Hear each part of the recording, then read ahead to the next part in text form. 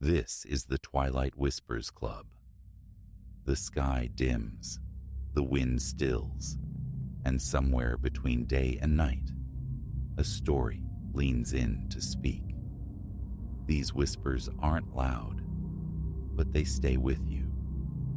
You've been invited. Lean in close and listen.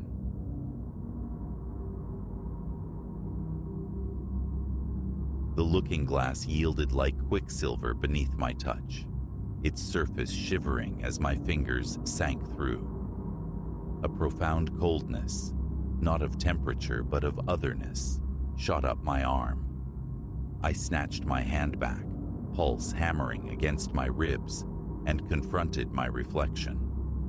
It gazed back, placid, offering no hint of the impossible breach. Yet the sensation lingered, undeniable. This mirror, tucked away in Grandmère Mathilde's attic, was no mere silvered glass. It was a threshold. Her house had always hummed with a latent strangeness. Summers spent here as a child were expeditions into a creaking Victorian labyrinth, replete with shadowed alcoves and artifacts whispering of distant lands. Grandmère Mathilde, an archaeologist whose boots had trod forgotten soils across the globe, had curated a collection of curiosities. But the attic remained sacrosanct, a locked mystery. "When you're ready, Alara," she'd murmur, deflecting my pleas. Now, at 25, adrift after the academic cocoon of grad school, I was ready, or at least present. Sorting through the remnants of her life, the attic key felt like a brand in my pocket. Ascending the constricted stairs, dust motes performed a ballet in my flashlight's beam. What awaited? Perhaps dusty journals chronicling digs in sun-scorched ruins, maybe overlooked antiquities. Not this. Not a chamber paneled in reflections. Mirrors leaned against steamer trunks, hung suspended from rafters, crowded the walls. A dizzying array of shapes and epochs, their frames intricate, time-worn. One commanded the center. Taller than I stood, framed in argent vines that seemed to writhe in the gloom, it possessed a numinous, internal luminescence. Drawn closer, my image within it wavered, aqueous and distorted. Compelled, I extended a hand, aiming for the glass, only to feel my fingers slip through the surface as if phasing through cool smoke. And now, this recoil, this heart-thudding disbelief. 1,000 explanations jostled for precedence, a waking dream, an elaborate illusion crafted by my eccentric grandmère, or something far more profound, more unsettling. Resolution demanded action, a deep inhalation, a bracing of the soul, and I stepped forward. Resistance met me, a yielding pressure like parting heavy velvet curtains. Then, a sudden, total immersion, akin to plunging into icy water. I was through. I stood within a forest sculpted from dreams. Trees of impossible girth spiraled towards an unseen canopy, their bark a deep, resonant violet, their leaves shimmering with an effulgent inner light. Spores, like tiny drifting embers, pulsed softly in the thick, cloyingly sweet air. Behind me, starkly incongruous amidst the alien flora, hung the mirror gate. Gods, I breathed, turning slowly, absorbing the impossible panorama. Mathilde, what in all the worlds did you find? A rustling sound answered, emanating from the luminous undergrowth. Something approached, something substantial. Panic flared, a cold fist clenching in my gut, urging retreat towards the shimmering portal. But before I could scramble back, a figure emerged, It was bipedal, elegantly slender, yet distinctly non-human. Skin like polished mother of pearl caught the ambient light, and its eyes were swirling pools of nebulae. It observed me, its gaze an unnerving blend of detachment and intense curiosity. Greetings. My voice was a fragile tremor. I mean no harm. The being inclined its head. It responded not with spoken words, but with a cascade of melodic tones, resonant frequencies that coalesced directly into thoughts within my mind. Welcome, Aperture Crosser. Long cycles have passed since your kind last breached the membrane. My kind, humans? The question tumbled out. Was my grandmother here, Matilda? The cosmic swirl in its eyes intensified. The Elder Weaver. Indeed, she walked this soil many revolutions past. She gleaned much and bequeathed much for contemplation. My thoughts fragmented. Grandmère Matilda, here, in this phantasmal realm. How often? What secrets had she unearthed? I don't comprehend, I stammered. What is this place? How could she possibly? This is but one thread in the great tapestry. The being elucidated, its tonal language painting concepts. Your elder weaver chanced upon a thin place, a crossing, as your species sometimes does. Yet she returned, again and yet again, pursuing gnosis. My gaze snapped back to the mirror, understanding blooming like a slow dawn. The mirrors, in the attic, they're all crossings, aren't they? To different realities. A sound like crystalline wind chimes shimmered in the air.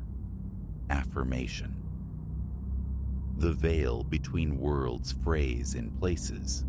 Your people have long sensed these junctures, weaving mythologies around them. Few, however, possess the sight, the will to step across. I envisioned the attic, suddenly not a storage space, but a nexus. How many worlds had Matilda navigated? What marvels, what terrors had she witnessed? Can you show me? The request was a fusion of raw fear and burgeoning exhilaration. Can you impart what my grandmother learned? The being regarded me, a long, silent scrutiny, its swirling eyes seeming to plumb the depths of my spirit. Then, it extended a limb, elongated fingers, subtly webbed, yet undeniably a hand. Come, it sang thought. There is much to perceive. What followed shattered my conception of existence. We flowed through mirror after mirror, each crossing a plunge into a new impossibility.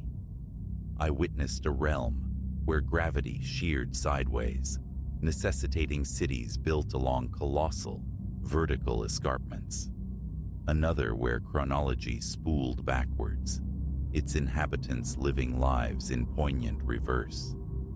I navigated oceans of sentient quicksilver, traversed forests of crystalline flora that sang symphonies on the wind, and crossed deserts where the sands were microscopic automata, tirelessly rebuilding the dunescape each night.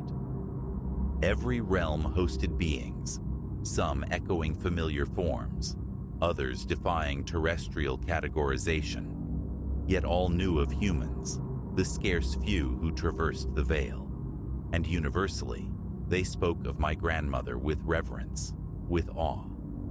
The Elder Weaver gifted us perspective, crackled a creature of sentient plasma beside a lava flow in a volcanic world. She shared your sciences, your artistry. She learned the deep songs, trilled an entity of pure vibration in a dimension woven from music, and left us echoes of her own melodies. Everywhere, evidence of exchange, Terran artifacts enshrined in alien repositories, human philosophical concepts woven into extraterrestrial discourse. And in return, Matilda had gathered wisdom that dwarfed earthly knowledge. My guide, whom I came to know through its resonant signature as Kaelin, initiated me into the rudiments of veil walking, sensing the interstitial thinness between realities, navigating the pathways linking the mirror crossings.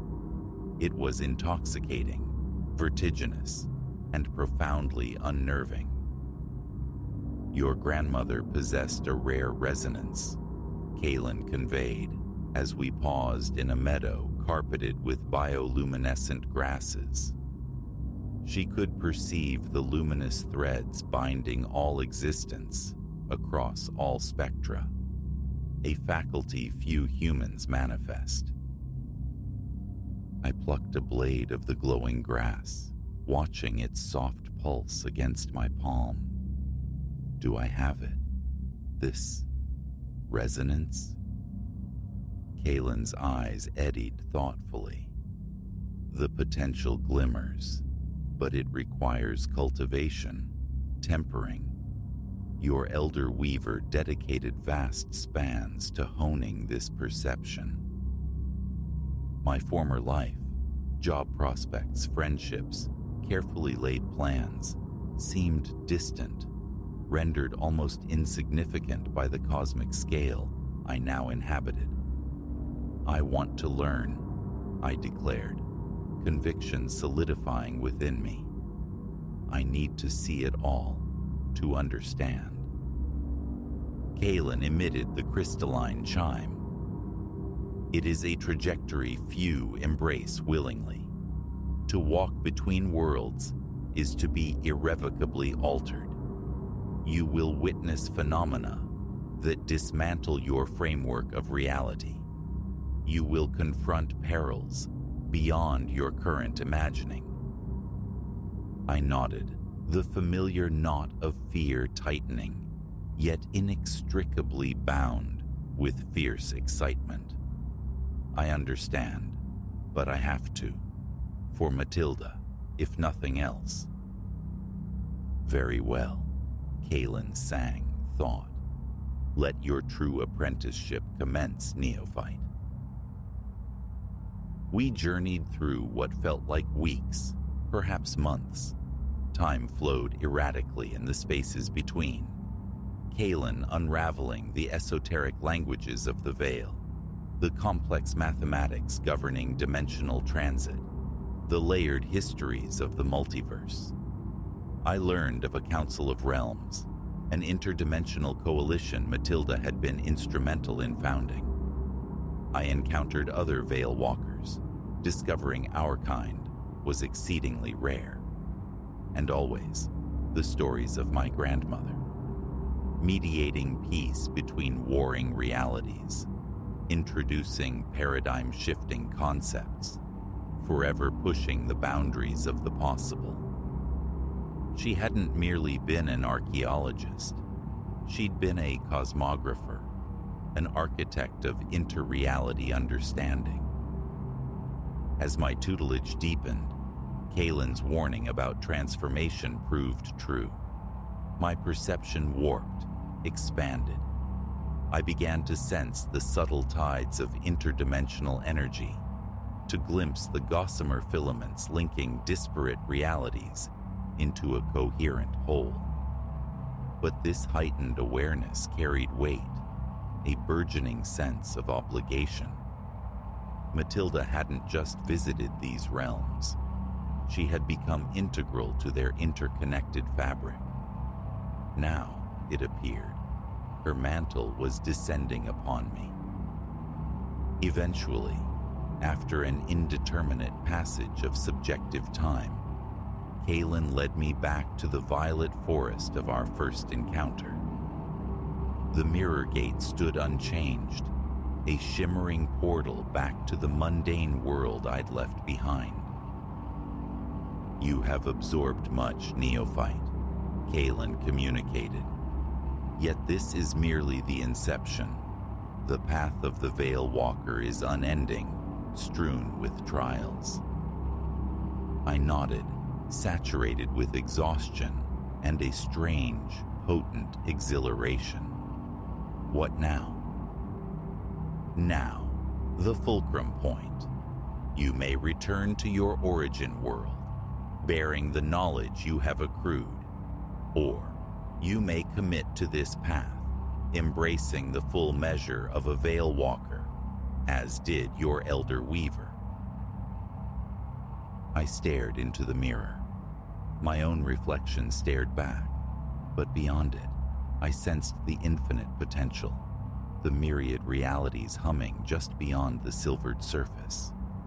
I saw the luminous threads Kalen spoke of, the vast, intricate tapestry of the multiverse. Retreat felt impossible, a betrayal not just of Matilda, but of this newfound, expanded self.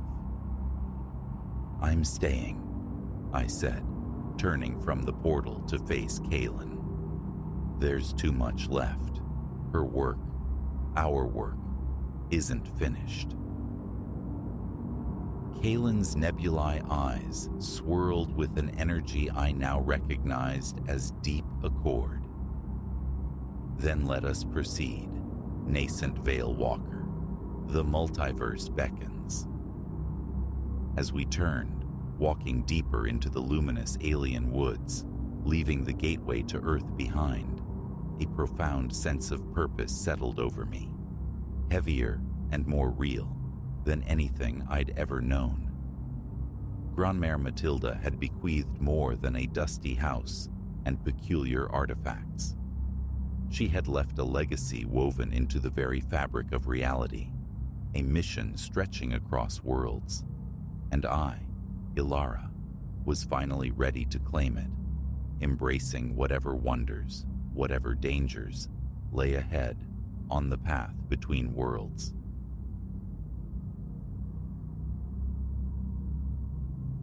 A pinprick of crimson, pulsing rhythmically from the bedroom's shadowed corner.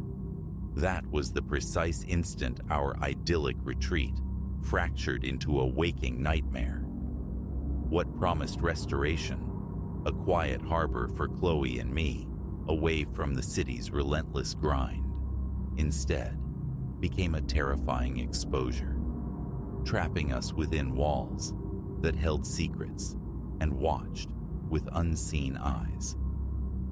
Never did I imagine that seeking solace in a quaint lakeside rental would plunge us into such insidious depths. Life had compressed itself into a relentless cycle: sterile office glow, the blue light of screens, slumber, repeat. Chloe and I, adrift in this urban doldrum, yearned for an anchor, a space to rediscover the currents that first drew us together. The online listing shimmered like a mirage, a secluded lakeside cabin, wreathed in pines, promising solace. Photos showcased timbered walls, a hearth built for crackling fires, a deep porcelain tub inviting shared warmth, a veranda sighing towards still waters. Agnes, the proprietor, garnered effusive praise in pixelated testimonials. Resistance was futile, the booking a swift surrender to hope. The city's gray leash slackened with each mile devoured, tarmac yielding to winding country lanes veiled in emerald. We reached the cottage as twilight painted the sky in bruised plum and gold, the structure gleaming white against the deepening woods, a scene plucked from a forgotten storybook. Agnes materialized on the threshold, slight, her smile radiating practiced warmth, eyes crinkling kindly. A whirlwind tour, highlighting polished wood and quaint comforts. A bottle of local vintage pressed into my hand. "A little welcome," she offered, a conspiratorial glint in her eye. Do enjoy. The door clicked shut. Chloe, shedding city tension like a coat, flashed a grin. Last one to the bedroom makes the bed. Laughter, light and unburdened, echoed mine as I gave chase. The upstairs room, bathed in the lake's reflected glow, held a vast, inviting bed. Chloe collapsed onto the duvet with a blissful sigh. This, she breathed, pulling me down, is everything. That first evening unfolded in tranquil rhythms, exploring the cabin's nooks, the hushed reverence of the surrounding woods, a shared meal prepared in the compact, gleaming kitchen, Agnes's wine uncorked on the porch as constellations pricked the velvet expanse above. Later, cocooned in the quiet intimacy before sleep, my gaze snagged on it. High in the angle where wall met ceiling, an unnatural star, a minuscule ruby eye, winking with slow deliberation. Not a smoke alarm, too discreet, too purposeful. Chloe. My voice was a thread. Look up there. Her eyes followed mine, confusion melting into dawning horror. Is that? The unspoken word hung between us. Camera. A cold dread seeped into the room, leaching the warmth. Watched, observed, our laughter, our embrace, our vulnerability, catalogued. Bile rose in my throat. A frantic whispered search commenced, hearts hammering against ribs. One device nestled amongst faux ivy in the living room, another disguised as a USB charger in the kitchen. The final, most sickening discovery, tucked into the bathroom vent, its lens aimed squarely at the shower's enclosure. Eliza, we need to leave, now. Chloe's voice trembled, brittle as ice. My hand was already on our luggage, instinct screaming flight. But a paralyzing thought arrested me. Chloe, I whispered, the sound swallowed by the sudden vastness of the room. They could be watching now. They'd know we know. The silence pulsed with menace. A voyeur capable of this. What else were they capable of? Miles from anywhere familiar, trapped in their curated stage. Prudence dictated immediate retreat, a desperate drive back to the known world. Yet, a furious indignation surged through me, the sheer audacity of the violation. No, I decided, the word sharp. We can't just run. They'll trap someone else. We need proof. Chloe's hesitation was palpable, but she gave a tight nod. All right, fast. This place, it feels poisonous now. With trembling hands, we documented the electronic eyes, phone cameras capturing their insidious placement.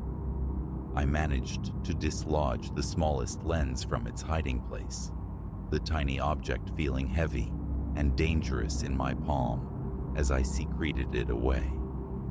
We were huddled in the kitchen, whispering frantic plans, when the sound ripped through the quiet, tires biting into the gravel drive.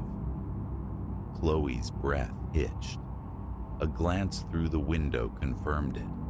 Agnes's familiar car gliding to a halt. Quick, I hissed, shoving the dislodged camera deeper into my pocket. Look busy, normal.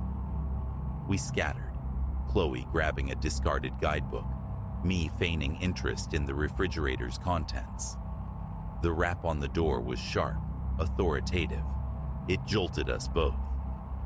I smoothed my expression into a mask of placid welcome, pulling the door inward. Agnes, hello. Everything all right? She occupied the threshold, her smile unchanged, yet somehow curdled, predatory beneath the veneer of neighborly concern. Perfectly fine, dear, she chirped, her voice too bright. just a couple of details about the cottage slipped my mind. May I? Every nerve shrieked, no, but refusing entry felt more dangerous. I stepped back. Her gaze swept the room, a swift, calculating inventory. I saw it fix for a fraction of a second on the empty space where the kitchen camera had been. A micro-expression, annoyance, tightening her features before the smile snapped back. So, she began, the pleasantry landing like a stone, settling in nicely. Chloe miraculously found her voice. Oh yes, it's wonderful, so quiet. Agnes radiated satisfaction. Excellent. One does worry, you know. So remote out here. Guest safety is paramount. Which is why, she added, her tone dripping false sincerity, I had the little security system put in, just for peace of mind, yours and mine.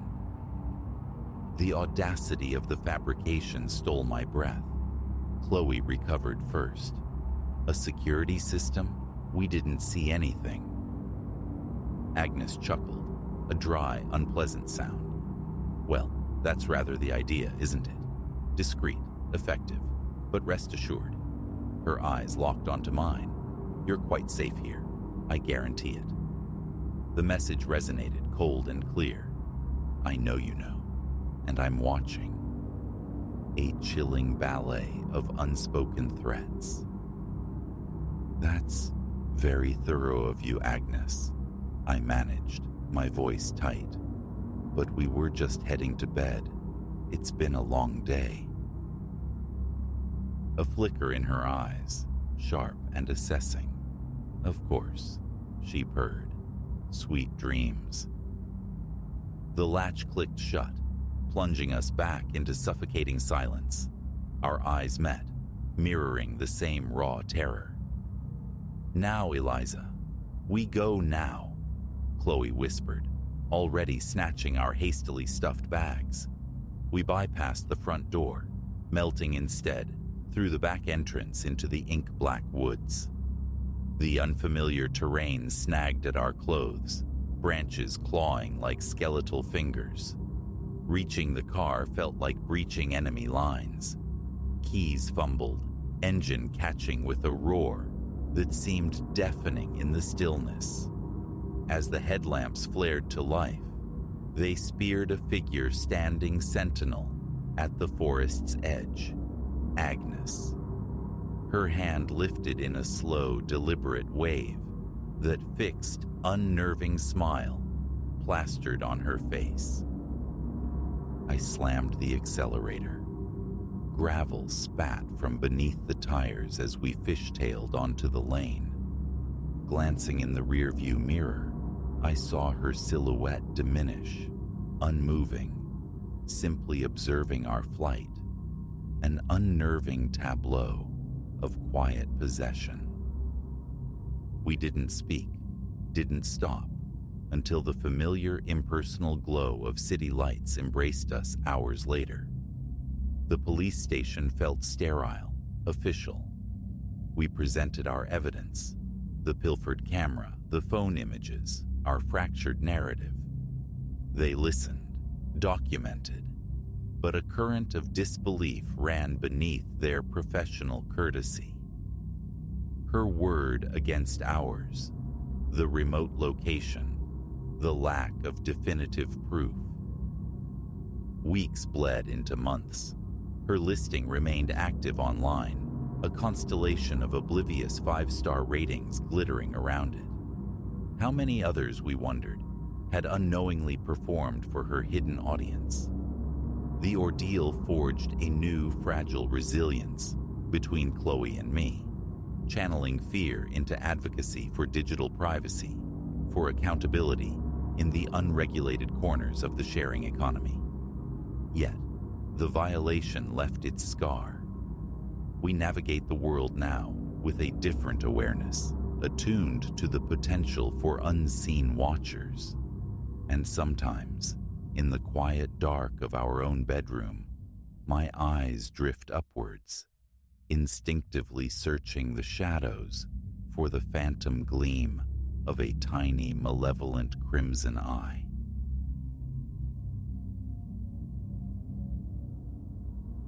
A brittle silence shattered last night, pierced by the complaint of wood somewhere beyond my bedroom door. My pulse leaped, a frantic drummer taking up residence beneath my ribs, threatening to splinter bone. Solitude was supposed to be absolute. I inhabited this house alone. Every latch was thrown, every window secured against the night. Yet the sound persisted, a hushed cadence in the corridor. Step, pause, step, methodical, deliberate, drawing nearer.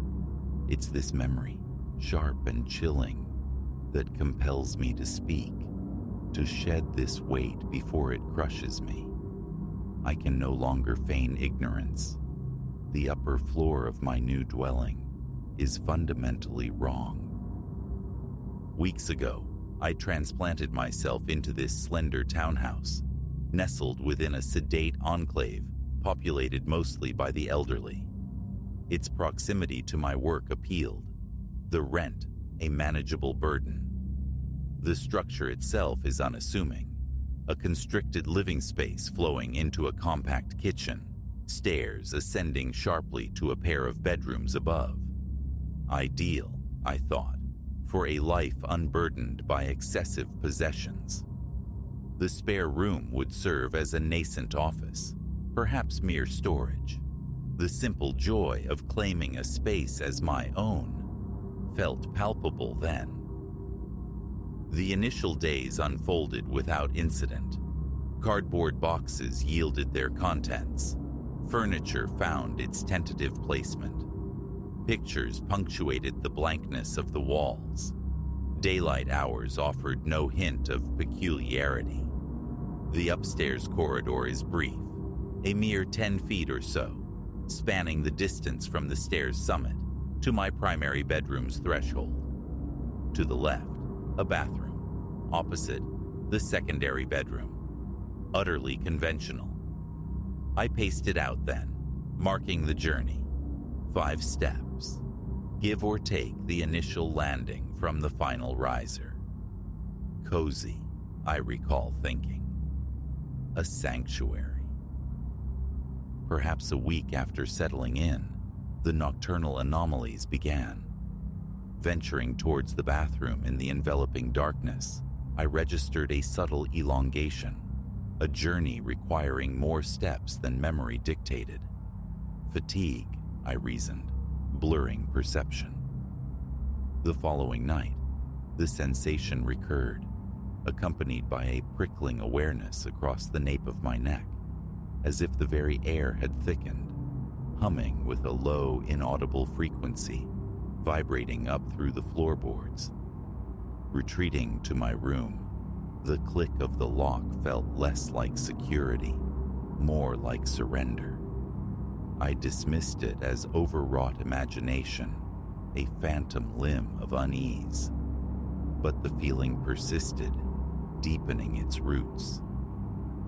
Around the 8th or 9th night, doubt yielded to a need for proof. I waited until the house was submerged in late evening shadow, near 11. Extinguishing every upstairs light, I positioned myself at the head of the stairs, counting aloud into the void. 1, 2, 3, 4, 5. My hand reached forward, anticipating the familiar cool brass of the doorknob. Empty air met my grasp. My breath hitched, quickening despite my efforts at control. 2 hesitant steps further, and only then did my searching fingers brush against the knob. I pushed through, securing the door behind me. Earlier, bathed in sunlight, it had been 5 paces. Now, shrouded in darkness, it was 7. In that instant, the flimsy edifice of self-deception crumbled. This was real. A new ritual began. Morning inspections. In the clarity of daylight, I'd pace the corridor, Always 5 steps, unwavering consistency. The bathroom door, the spare room's entrance, my own, all steadfast in their ordained positions. But with the descent of the sun, some unseen mechanism engaged. The corridor distended. Nightly, it would unspool itself, sometimes to 7 steps, sometimes 8. Never more than 8.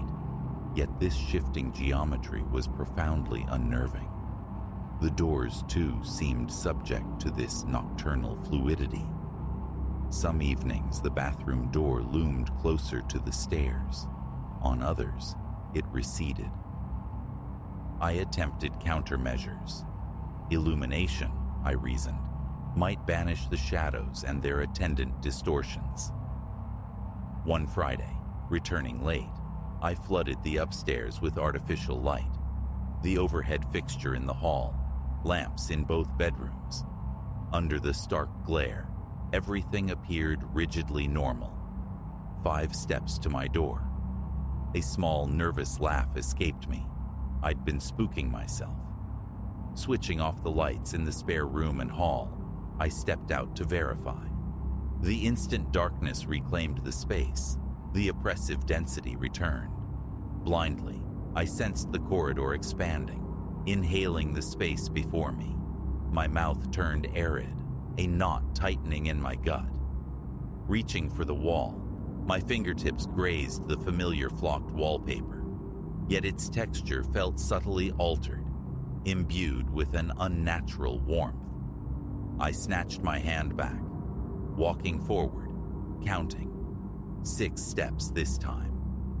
I scrambled into my room, the lock tumbling home with frantic finality. For several nights following, avoidance became my strategy. I confined myself to my bedroom after twilight, emerging only out of absolute necessity. Trips to the bathroom required a preparatory blaze of lights across the entire upper floor. This usually held the distance to the standard 5 paces. But the moment the switches clicked off, I could feel the corridor recalibrate itself in the ensuing darkness. Stress, I told myself. An overactive mind playing tricks. This rationale evaporated entirely 3 nights ago, the first time I heard the footsteps. I was midway along the darkened passage, whispering the count, when a floorboard groaned behind me. My heart slammed against my ribs. I whirled, activating my phone's flashlight, its beam cutting through the black. Nothing. Just the inert closed door of the spare room, the stairwell receding behind it. Then, another creak, closer. I spun again, sweeping the light frantically. Still emptiness, but the air felt electric, charged. Gooseflesh prickled my arms. My own ragged breathing filled my ears. My hand closed around my doorknob, yanking the door open. I slammed it shut, leaning heavily against the wood, breath coming in shallow gasps. A crushing weight settled on my chest. I remember sinking to the floor, eyes fixed on the gap beneath the door, utterly convinced something waited on the other side. Sleep offered little refuge that night. Each time my eyes drifted shut, the faint creaking echoed from the hall. Soft, furtive steps pacing endlessly. Earplugs muffled the world. A blanket pulled over my head became a flimsy shield. Oblivion claimed me only in brief, troubled snatches. Morning light restored normalcy. The corridor, examined in the safety of day, was benign. Distances were correct, the floorboards silent beyond the occasional mundane groan. Anxiety and exhaustion, I insisted to myself, were the culprits. Yet the unease lingered, a persistent stain on the day. That evening, the compulsion to measure returned. Upstairs, lights extinguished, phone beam directed downwards. I stood at the stairhead. Calm, I urged myself. The lengthening began immediately, a palpable stretching of the space. I counted 1, 2, 3, 4, 5, 6. The corridor flowed onward. Angling the light ahead, I saw my bedroom door, impossibly distant, and the door to the spare room. It was now behind me, and inexplicably on my left. It should have been on my right. Nausea churned. A swift glance to the right confirmed the impossible. Not the bathroom door, but more featureless hallway, extending into gloom. My pulse hammered. Another step forward, and a distinct creak sounded just behind me. I whipped around, flashlight beam stabbing the darkness. Vacant, my throat constricted. 3 more steps, light held rigidly forward. Finally, after 9 paces, my hand found the doorknob. I tumbled inside, locked the door, and collapsed onto the edge of the bed, hands trembling uncontrollably. The remainder of that night passed within the confines of my room. I courted sleep with mindless phone videos, drifting in and out, startled awake repeatedly by imagined or perhaps real sounds. Faint creaks, soft taps just beyond the door. I never investigated. I simply burrowed deeper under the covers, thoughts skittering away from the encroaching dread. Morning brought thoughts of escape, fleeing this place, but the investment, the disruption, abandoning it, felt insurmountable. I attempted to call an old confidant, but the words felt ludicrous, impossible to voice. I settled for vague complaints, trouble sleeping, creaky floors, odd drafts. He offered practical, useless advice: insulation, floorboard repairs. I feigned gratitude and ended the call, feeling more isolated than ever. Most of the day was spent downstairs, pacing, summoning the courage for another daylight inspection. Around noon, I ascended, 5 steps precisely, from stair to door. Predictable, solid. I opened the spare room, bare walls, stacked boxes awaiting attention. The bathroom, sink, tub, tiles, all placidly normal. I pressed on floorboards. They yielded with ordinary complaints. The notion of spending the night elsewhere, a motel perhaps, flickered and died. Staying felt like a necessary defiance, a refusal to cede ground to an empty space. Such was my flawed reasoning. As dusk began to bleed into the sky, the familiar tendrils of dread tightened. My palms grew damp. An insistent urge arose. Retreat to the bedroom, lock the door, remain. By 8, the downstairs lights blazed. I assembled a sandwich, consumed it without tasting, sought distraction in the television's flickering glow. But relaxation remained elusive. My gaze kept drifting towards the staircase. Around 10, I conceded defeat and headed for bed. Downstairs, lights off, front door secured, I began the ascent. The unease returned the moment my foot hit the top step. The hallway appeared unchanged, yet my muscles coiled. 5 steps, straight to my door, ignoring the periphery. Inside, lock engaged. A quick shower in the small ensuite. Then, into bed, lights extinguished, praying for swift sleep.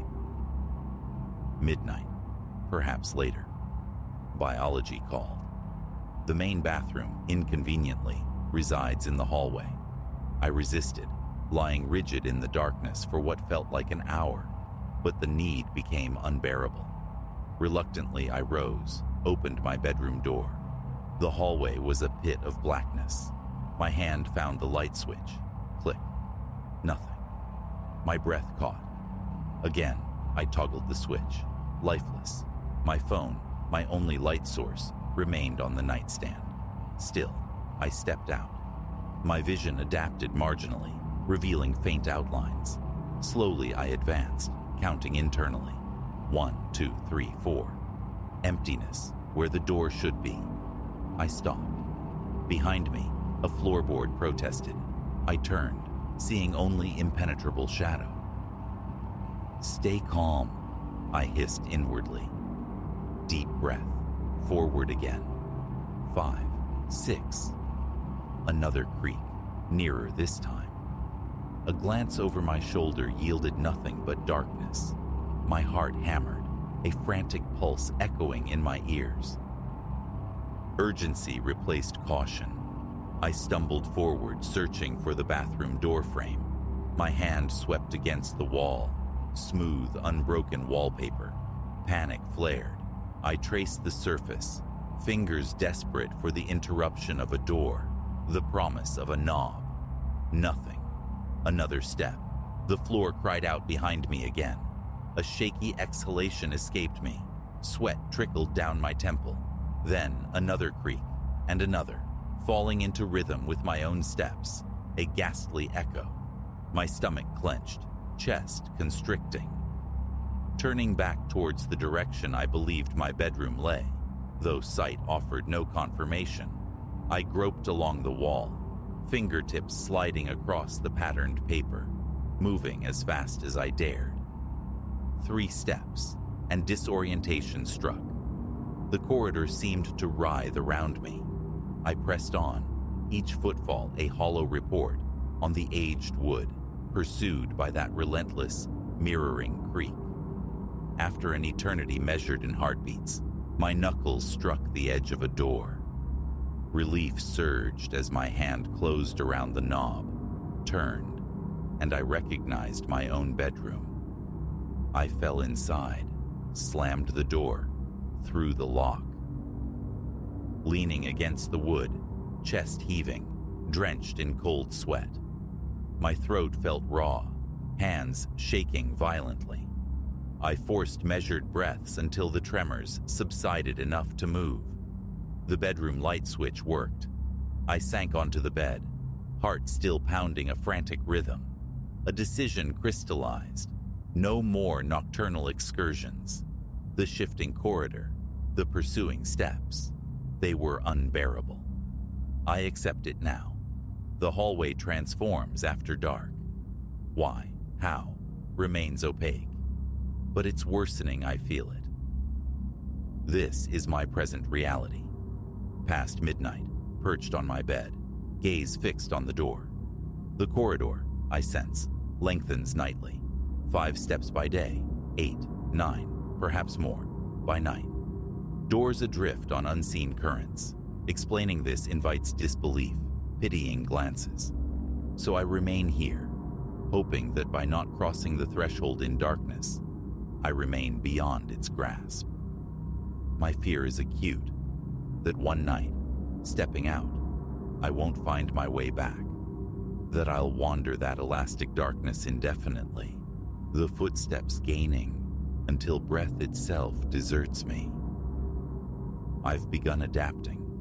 Bottles of water, non-perishable snacks stockpiled in my room. I've even researched portable sanitation options, the indignity preferable to opening that door after sundown. This is existence now, a self-imposed prison. I despise it, yet escape feels remote, paralyzed by inertia and fear. Perhaps moving will eventually become unavoidable, but for now, I am anchored here. This isn't a plea for sympathy, merely an attempt to articulate the siege. Perhaps naming it, committing it to words, will lend me strength, though honesty compels me to doubt it. The corridor is aberrant, and pretending otherwise is futile. Daylight offers a fragile truce. I can navigate its fixed dimensions. But when the sun relinquishes its hold, the space awakens. It breathes, and it does not welcome me.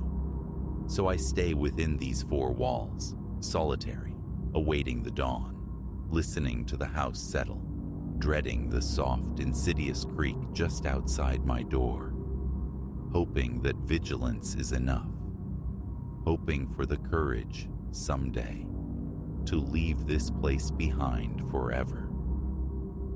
Until then, I wait.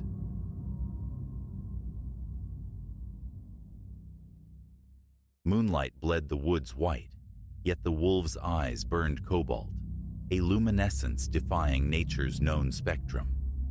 Their chorus wasn't merely sound, it was a vibration, scoring the night, ancient and terrifyingly new. As an ethologist specializing in canid behavior, I'd dedicated years to deciphering their language, but this dialect belonged to no earthly pack.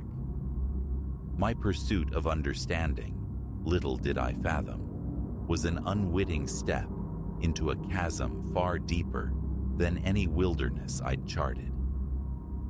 This specific enclave had been my obsession for months, their movements an unsettling ballet. More than mere pack cohesion, they hunted with a terrifying synchronicity, less like animals, more like a single predatory intelligence operating through many bodies. Initially, I'd logged it as apex pack dynamics, a testament to lupine adaptability. Yet, a persistent disquiet grew, a sense that the familiar world was wearing thin here, revealing something underneath. That evening found me nestled in a small clearing, my observation post camouflaged, optics and field journal poised. The full moon hung like a silver coin, casting elongated shadows that writhed with uncanny life across the forest floor. Hours bled away. Stillness turned my limbs to stone.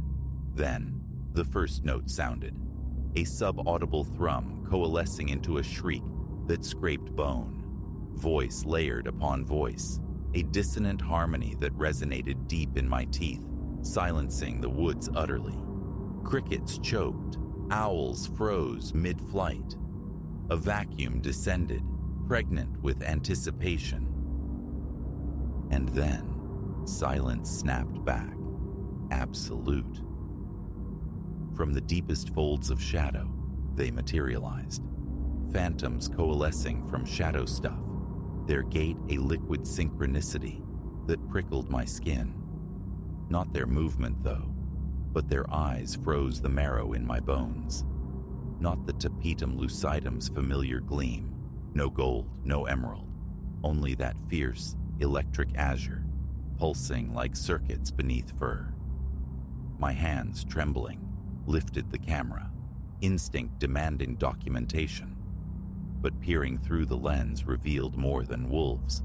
Behind them, half-veiled by ancient trunks, stood a figure, humanoid, yet fundamentally wrong. Too attenuated, its limbs stretched impossibly thin, the proportions skewed by an artist blind to human anatomy.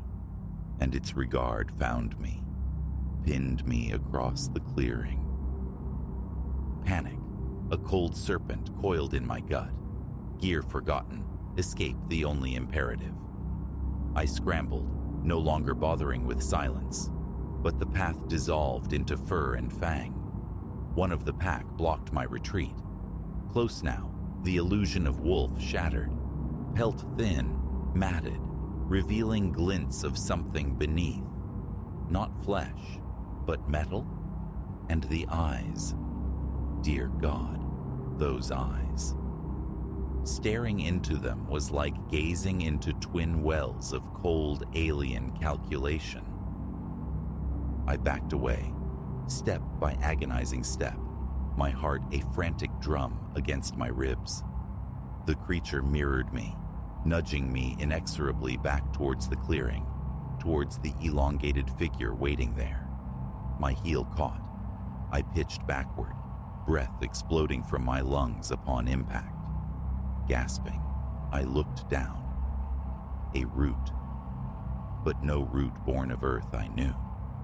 It throbbed with that same chilling blue radiance, and as paralysis held me, it began to move, winding with serpentine purpose up my leg.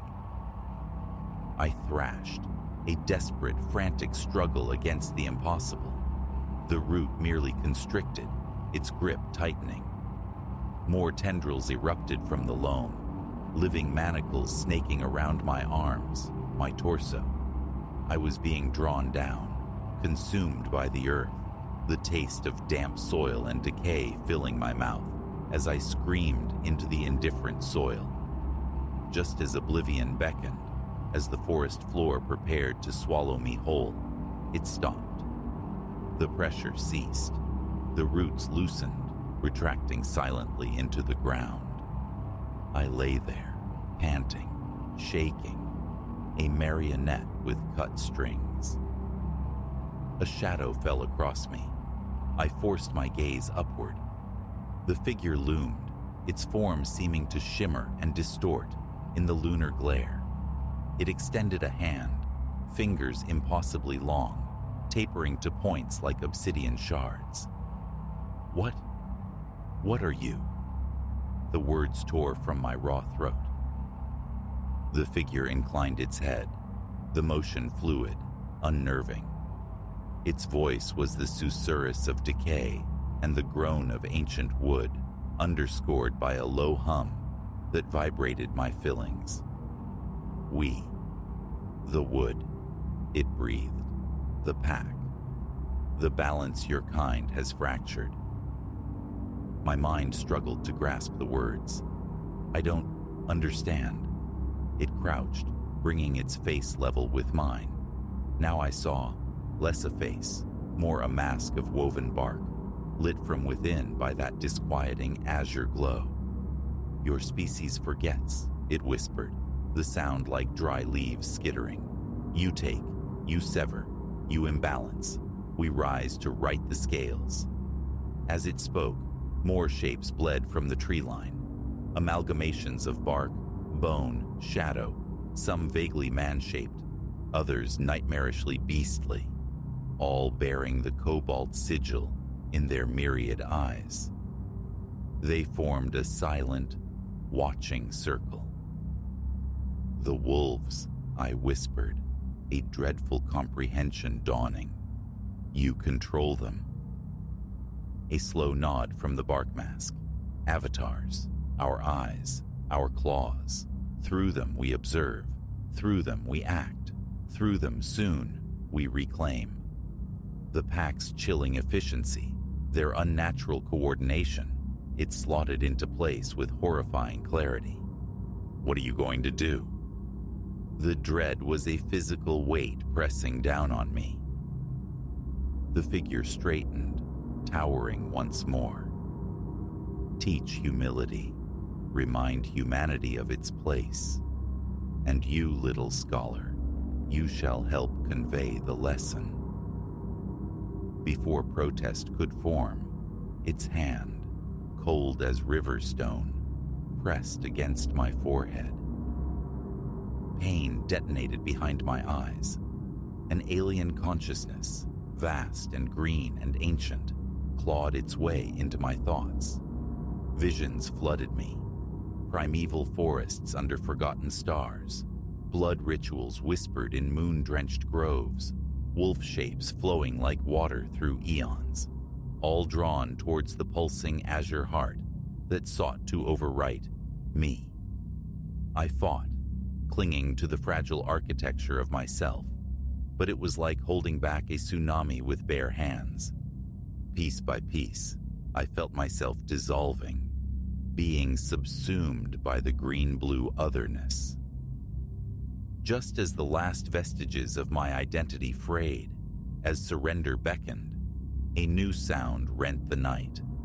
The percussive thwump of rotor blades. A harsh beam of light sliced through the canopy, sweeping the clearing. The entities around me hissed, recoiling like steam on ice, melting back into the deeper shadows. The figure touching me snatched its hand away as if burned. In that sudden void, that momentary breach in the assault, I found a final surge of will. I pushed back with a silent, desperate scream, ejecting the invading presence from my mind. Scrambling upright, I ran, directionless, fueled only by terror. Branches lashed my face like whips, Roots seemed to grasp at my ankles, but I plunged onward. The helicopter's roar intensified. Suddenly, trees gave way to a small, moon-washed meadow. The searchlight found me, a blinding white eye. I waved my arms, shouting hoarsely. As the machine descended, casting chaotic shadows, I risked a glance back. At the forest's edge, countless pairs of cobalt eyes watched my departure. Behind them, barely discernible, the wavering silhouettes of the woodkin stood sentinel. The ensuing hours remain a fragmented memory. Airlifted, hospital sterility, bandages, warmth, questions. I recounted what I'd witnessed, the words sounding hollow, insane, even to my own ears. Doctors, rangers, they offered polite nods, murmurs of shock, hypothermia, perhaps a native hallucinogen. Disbelief veiled their professional concern. But I carry the truth like a shard of ice in my gut. Sitting here, watching dawn paint the distant ridgeline, a ridgeline that no longer seems inert landscape, but a watchful presence. I know. The forest is sentient. It is awake in a way forgotten by human memory, and it is profoundly displeased. What future unfolds, what part I am destined to play in this emergent conflict, remains unknown. Yet one certainty remains. I will never again perceive the wilderness as mere backdrop. Because now I understand. Sometimes, when you gaze too long into the woods gaze back, and they have plans.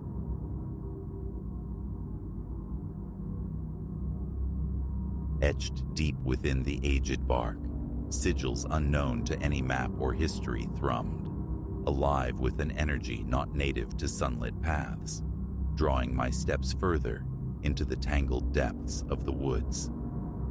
Though I, Eliza, warden of Somberwood Preserve, these past 10 years, had traced its myriad trails until they felt etched onto my soul, this uncanny script was alien. A discovery I sensed with a prickle of unease, poised to unravel my familiar world, revealing the ancient rites and veiled terrors coiled at the wilderness's core. The day had dawned crisp, tinctured with the melancholy spice of autumn decay, the forest floor a mosaic of fallen leaves crackling underfoot. Routine patrol, the comforting rhythm of bootfall, the vibrant tapestry of ochre and crimson, the profound hush settling over the woods, anticipating winter's embrace. These were the familiar comforts I sought. Hours dissolved into the quiet immensity of the preserve before the anomaly arrested my gaze. A solitary sentinel pine, just shy of the path, its trunk scored with markings. Vandalism, my first thought, a familiar irritation. Yet, closer inspection banished that notion. These were no crude defacements. The sigils possessed an unnerving precision, a complex interwoven geometry, hinting at forgotten epochs, echoing runic traditions, yet wholly unique. And stranger still, a faint luminescence breathed from within the grooves, a languid rhythmic pulse, like the slumbering heart of the wood itself. My fingers, trembling almost imperceptibly, reached towards the carving. The instant flesh met bark, a current, sharp and electric, surged through my arm, staggering me backward. The familiar forest warped, colors flared with impossible intensity, sounds sharpened to an almost painful clarity. For a fleeting, disorienting moment, whispers seemed to coil on the breeze, murmuring in cadences both archaic and unintelligible. Shaking my head, attempting to dispel the strange vertigo, I fumbled for my service camera. Document the anomaly, report it. But the device rebelled. Its view screen dissolved into static, refusing to resolve the glowing symbols, as if the sigils themselves repelled capture, defied witness. I noted the coordinates meticulously, resolving to alert the regional archaeologist. Yet, as I pivoted to resume my designated route, another marked tree snagged my attention, then another further on. A deliberate trail, veering away from sanctioned paths, beckoning towards the forest's untamed heart. Every drilled instinct screamed caution, urged retreat, demanded a call for backup. But a deeper, more primal curiosity had taken root. Where did this cryptic path lead? What intelligence lay behind its creation? Compelled, I followed. The woods shifted around me as I progressed. Trees pressed closer, their boughs knitting into a dense canopy that swallowed the sky. The air grew heavy, freighted with a cloying mineral tang, and ceaselessly, the whispers persisted, swelling from murmurs to insistent voices with every step, deeper into the unknown. Time lost its mooring before I broke through the dense undergrowth into a clearing. The sight halted me, breath seized tight in my chest. A ring of colossal standing stones, each easily 10 feet tall, dominated the space. Their surfaces writhed with the same sigils seen on the trees. But here they blazed, their light pulsing in a unified, hypnotic rhythm. Within the circle, the earth lay bare, stripped of all vegetation, revealing dark, almost unnervingly fertile soil. Yet the true horror resided at the circle's epicenter, a blockish stone altar, its surface stained with viscous patterns I prayed were not sanguine. Strewn about it lay a disquieting collection: bleached bones, iridescent feathers, oddly faceted crystals, and other unidentifiable relics, pulled from some fever dream. Rooted at the clearing's edge, my mind struggled to reconcile the scene with reality. Such things belonged to folklore, to nightmare, not to the regulated tranquility of my preserve. As disbelief warred with the undeniable evidence before me, a brittle snap fractured the stillness behind me. I spun, heart leaping, confronted by eyes ancient as the surrounding trees set in a deeply lined face. He materialized from the gloom as if woven from shadow and leaf mold. "You trespass," his voice rasped, dry as autumn leaves skittering on stone. "This sanctum does not welcome the uninvited." My mouth opened, words of demand and confusion forming, but before they could find voice, more shapes bled from the tree line's periphery. Cloaked in dark, heavy robes, their faces lost in the cowl's abyss, they moved with a fluid, unsettling grace, enclosing the clearing, containing me and the old man within their silent cordon. What is this place? The question emerged, thin and reedy with fear. Who are you? A flicker of something unreadable. Pity? Weariness? Softened the old man's severe features. "We are the keepers," he stated, his voice low yet resonant. "Custodians of the elder ways, of the deep magic that yet slumbers in the marrow of such places." Magic? The word felt absurd on my tongue. That's not possible. A smile, devoid of warmth, touched the old man's lips. "Possibility is a far wider ocean than your maps describe, Warden." As if to underscore his words, he lifted a weathered hand. Instantly, the sigils etched upon the monoliths flared, their luminescence intensifying to a near-blinding brilliance. The ambient whispers surged into a deafening chorus, and a low vibration resonated upwards, trembling through the very soles of my boots. Raw panic clawed its way up my throat. Escape. Report this. But turning, I found my way barred by the robed figures, silent, immobile, an impassable barrier of shadow and cloth. A threshold stands before you. The old man, Kalen, a name seemed to surface in my mind unbidden, intoned, his gaze unwavering.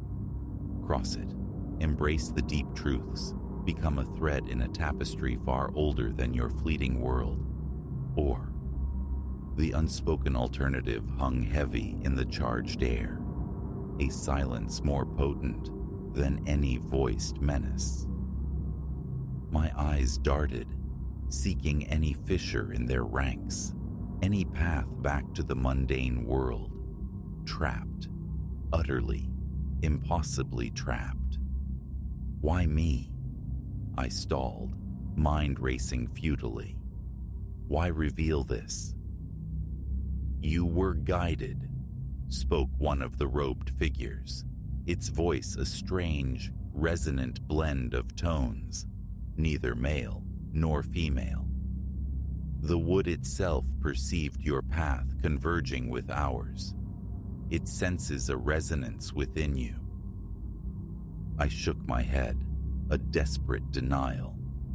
This is madness. I'm a ranger, just a ranger. You've made a mistake. Kalen stepped nearer, his ancient eyes probing mine.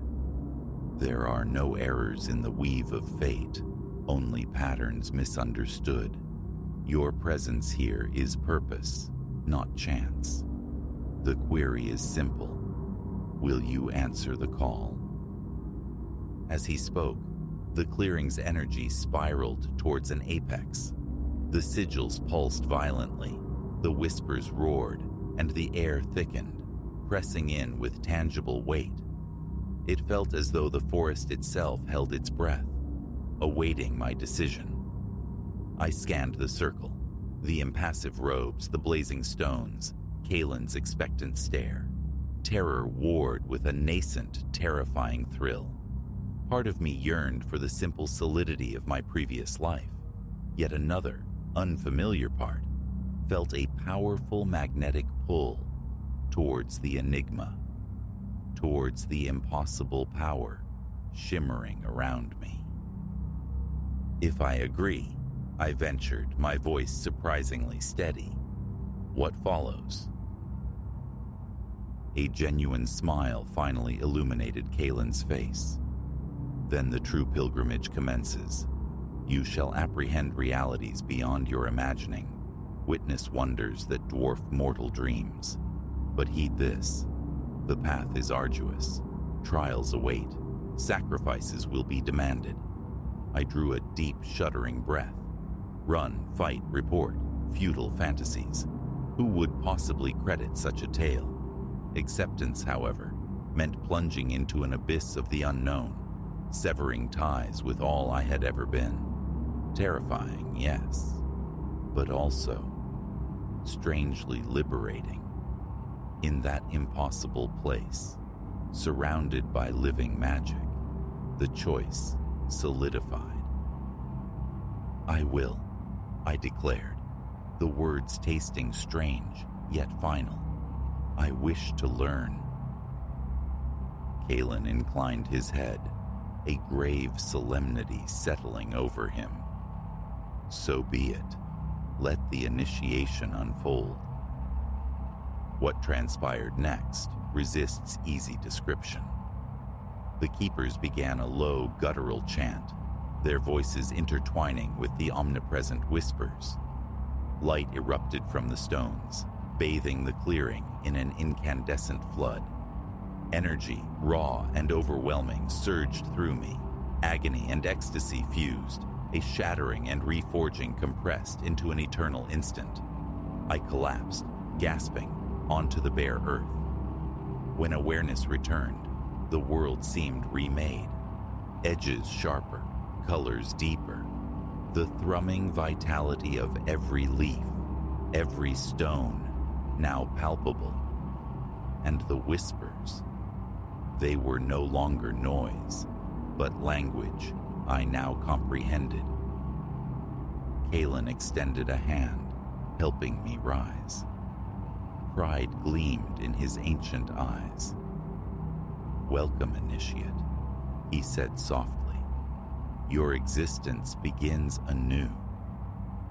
As the robed keepers gathered closer, their silent acceptance a palpable presence, I cast a final glance towards the path I had followed.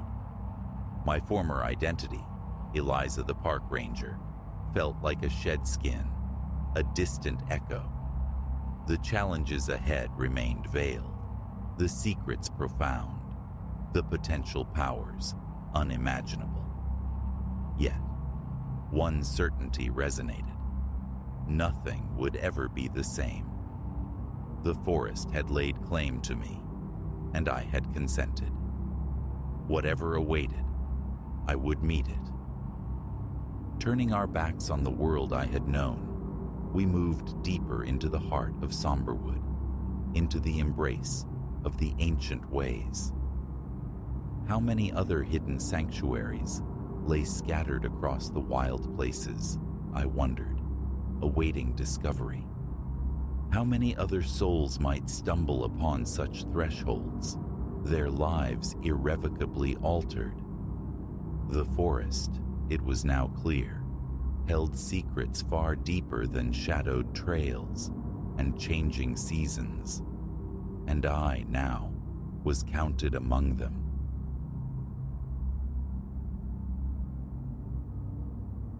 The intercom's shriek sliced through the post-midnight hush.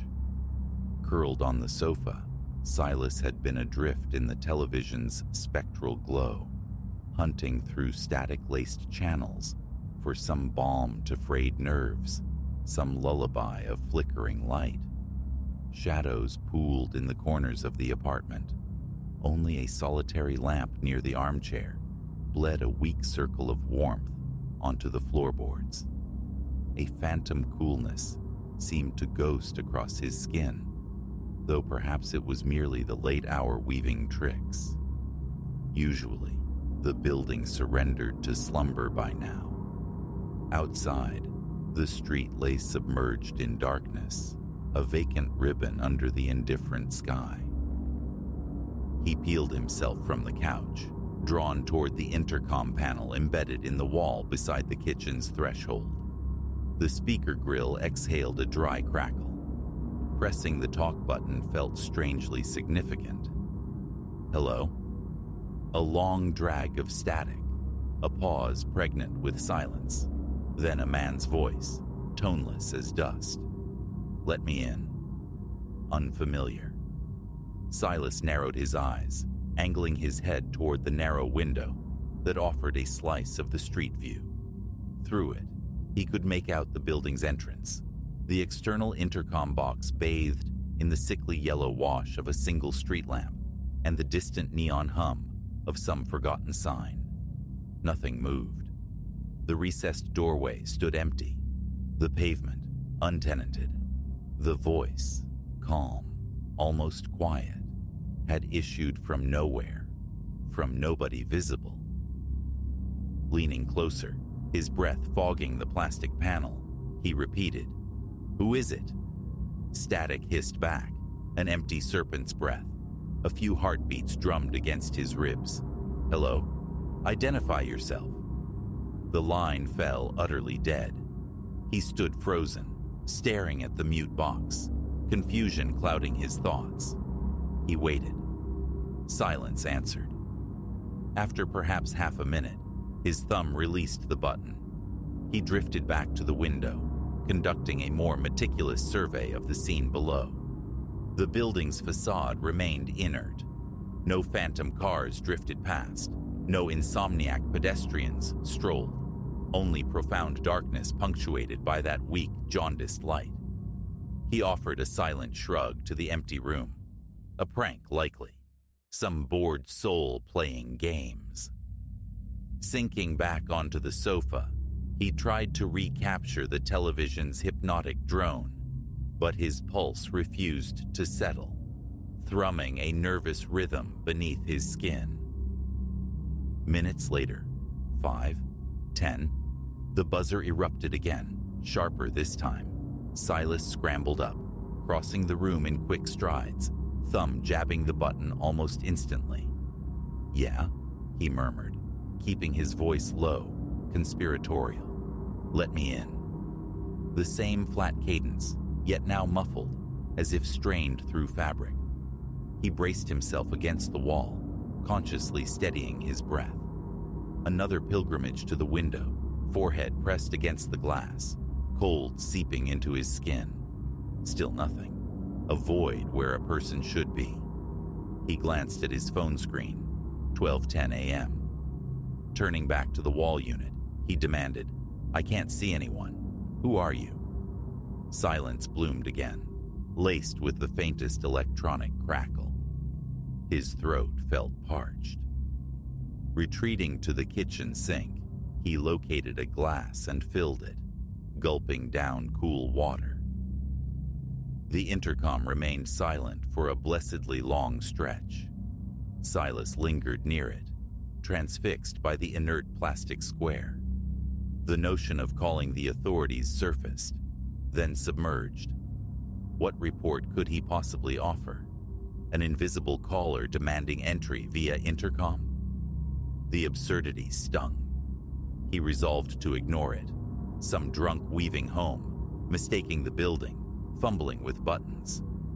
He returned to the couch, nudging the TV volume higher, hoping to drown out the unease. It was futile.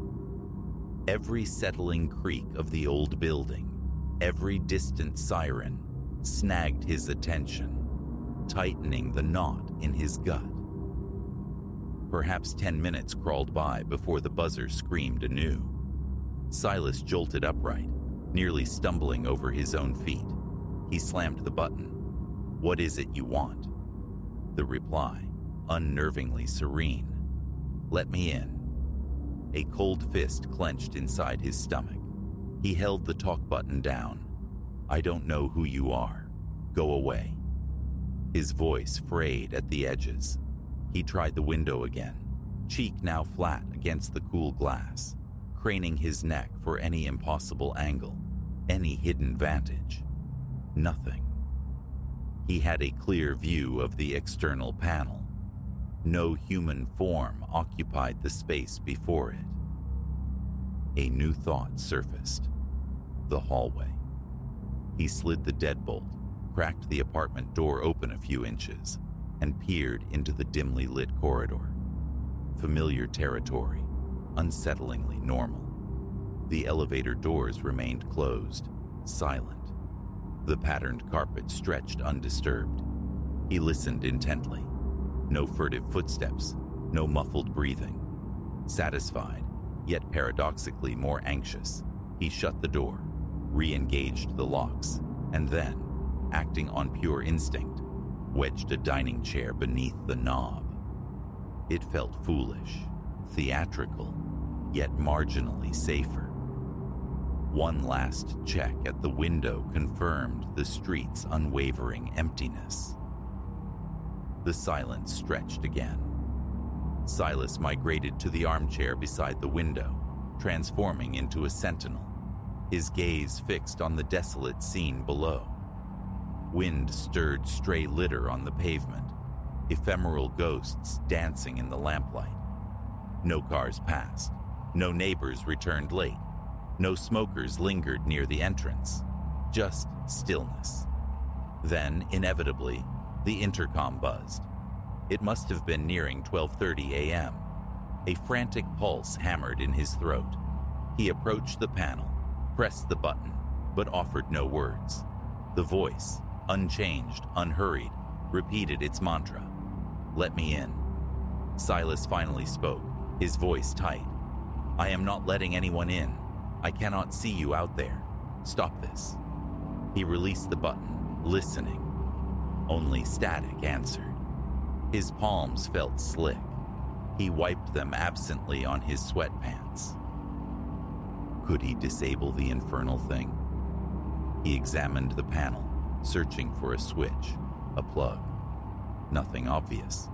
He fetched a small screwdriver from a kitchen drawer, attempting to loosen the screws securing the faceplate.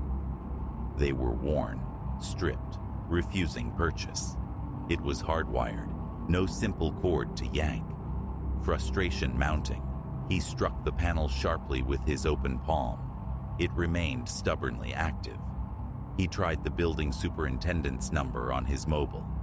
It rang, cycling endlessly into voicemail. Calling a friend felt pointless. What could they do?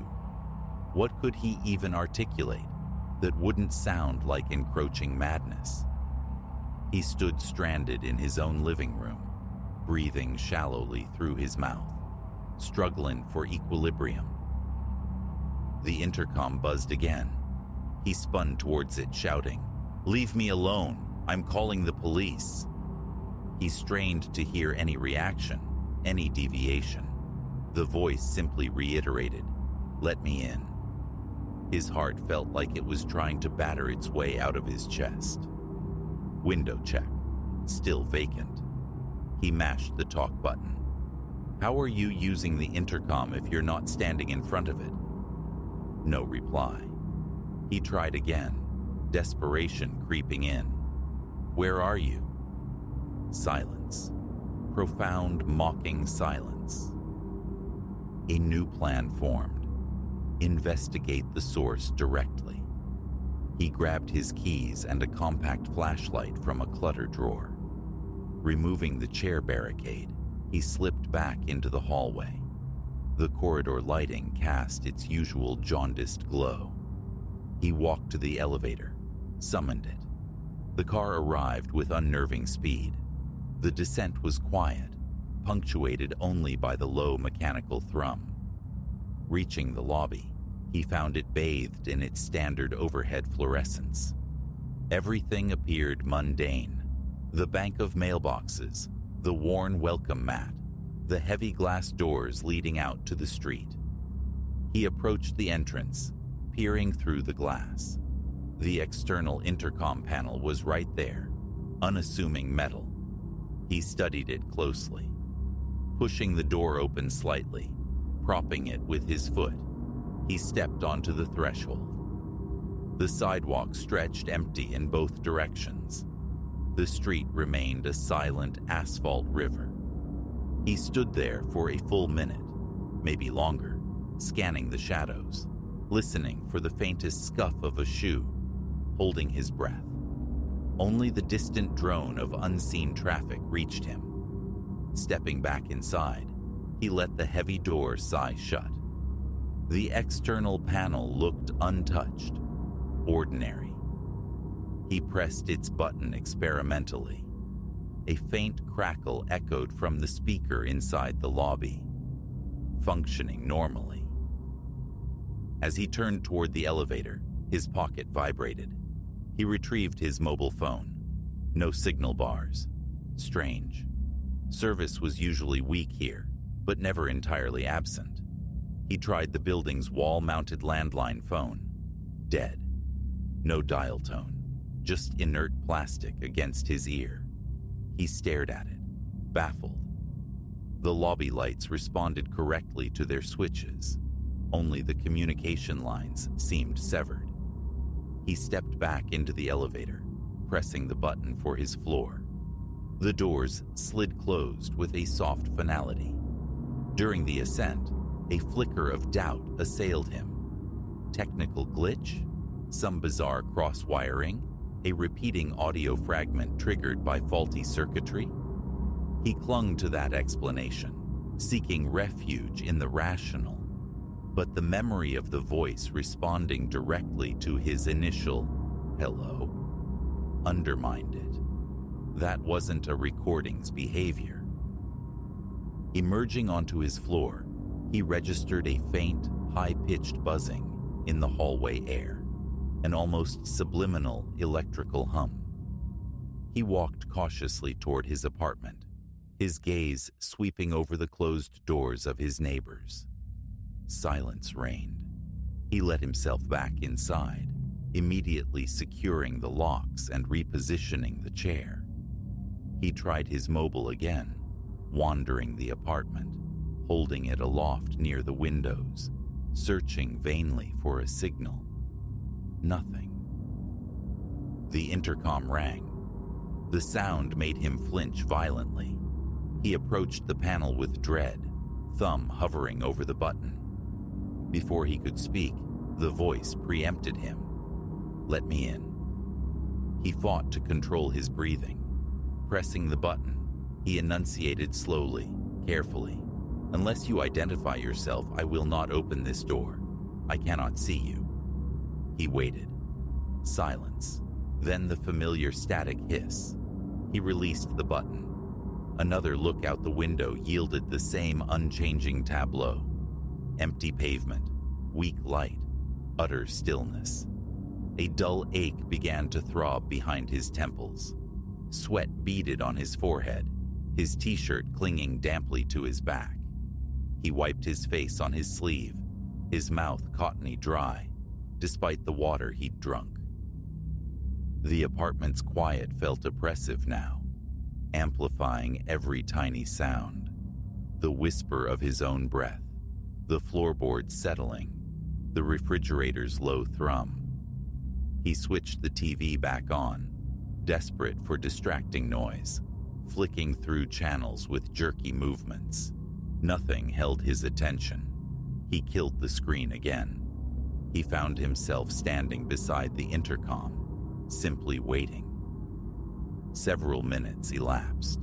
A glance at his phone confirmed it was only nearing 1 a.m., an eternity compressed into a single hour.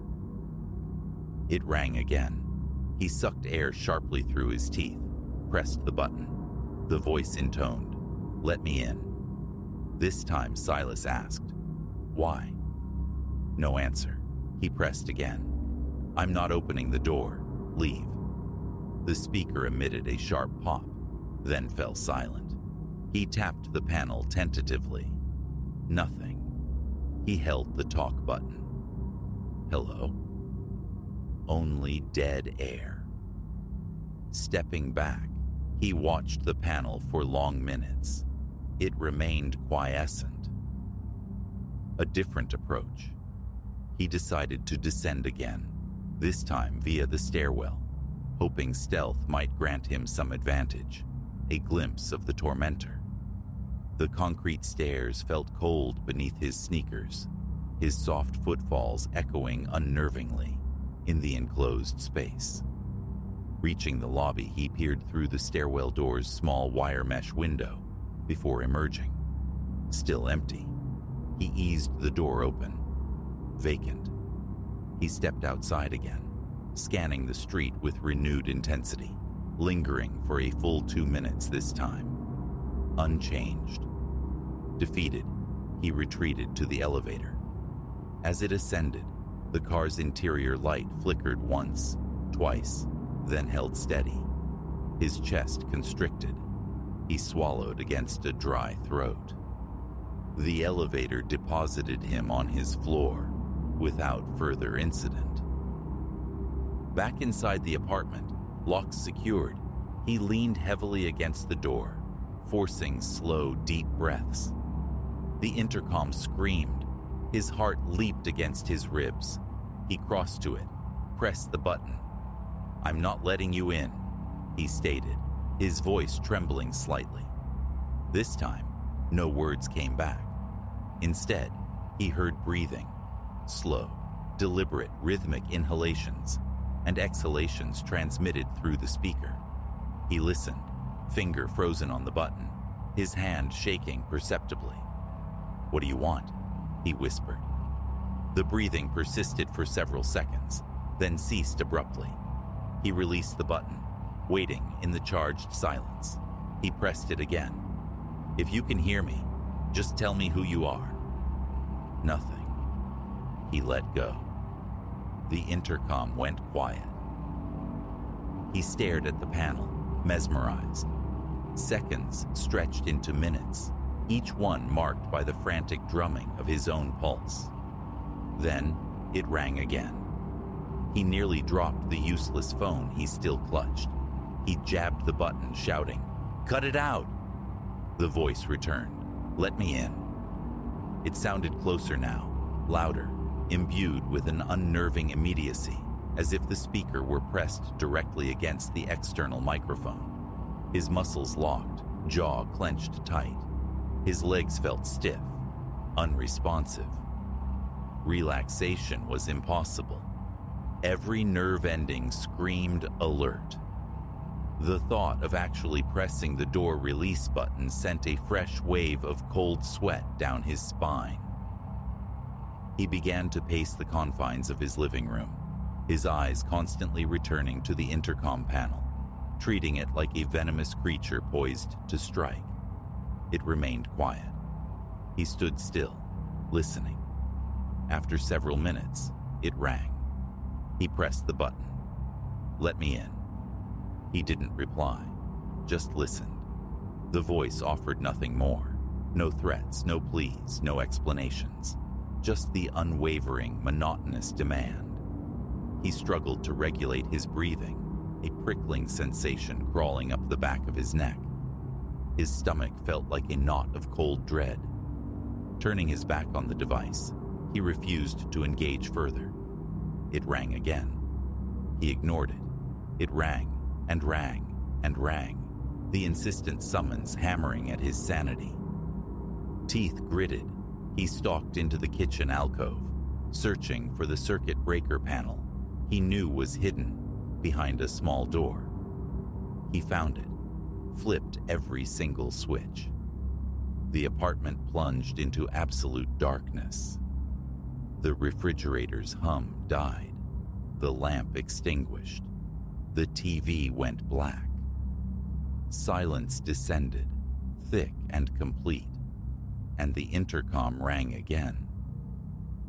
He stood paralyzed in the blackness, illuminated only by the faint, ghostly streetlight filtering through the window. He moved slowly, cautiously, back to the panel on the wall. His hand trembled as he pressed the button. "There's no power," he rasped, his voice thin and shaky. "How are you still calling?" The voice, utterly unaffected, replied, "Let me in." He remained there in the dark, finger depressing the button, heart pounding a frantic tattoo against his ribs. He could see almost nothing, but felt the sweat tracing paths down his face, his shirt clinging to his skin. He licked dry lips, trying to marshal his thoughts, to find words. None came. Finally, he managed a single syllable, "No," and released the button. He stumbled towards the window, peering out into the unchanged void. Empty street, silent vigil. He stayed by the window for what felt like hours. The intercom buzzed sporadically a few more times. Each summons went unanswered. A profound weariness settled over him, his body heavy, limbs aching. Eventually, the ringing stopped altogether. The ensuing silence felt different now, vast, expectant. He waited in the darkness, his eyes slowly adjusting to the gloom. The intercom remained mute. He considered restoring the power, but found himself unable to move from his post. He simply stood, leaning against the cool wall, breathing, waiting for the next unknown. Finally, he dragged the armchair closer to the window and sank into it, facing the street, a prisoner in his own home. He watched until his eyes burned, until the first tentative gray fingers of dawn began to probe the eastern sky. Nothing changed outside. The voice offered no coda, no identity. It simply ceased its demand to be let in. But Silas never unlocked the door. He never saw a soul. And as the sun climbed, painting the empty street with pale light, the intercom remained blessedly, terrifyingly silent. He stayed vigilant long after, listening to the sounds of his own solitary breathing in the quiet apartment. Forever marked by the night, the silence was broken.